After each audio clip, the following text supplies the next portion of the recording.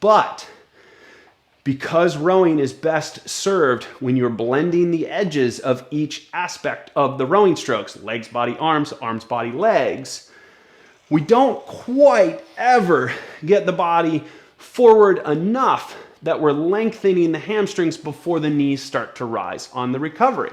And because of this, in the natural rowing motion, the hamstrings are constantly shortening each stroke as the knees rise. And they're never fully lengthening before the next stroke when the knees rise. And so in a lot of ways, it's this constant shortening of the hamstrings that can lead to a decrease in the range of motion for athletes. So what can we do about that? Well, that's why drills exist in rowing and why they're so very important. And there are a number of drills that we can do to ensure that our hamstrings are operating within a full range of motion and that we have warmed up and elongated our hamstrings each and every workout before we start.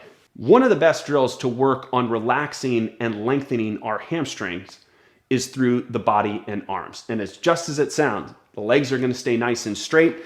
The knees do not need to be locked out. It's okay to have soft knees. So you don't need to be flexing your quads to hold your knees down. You just want to think my legs are lengthened. That actually facilitates our ability to tilt a little bit more easily and facilitates the stretch in the hamstrings. But it is exactly as it sounds. It is the arms out, body forward, then lean and squeeze.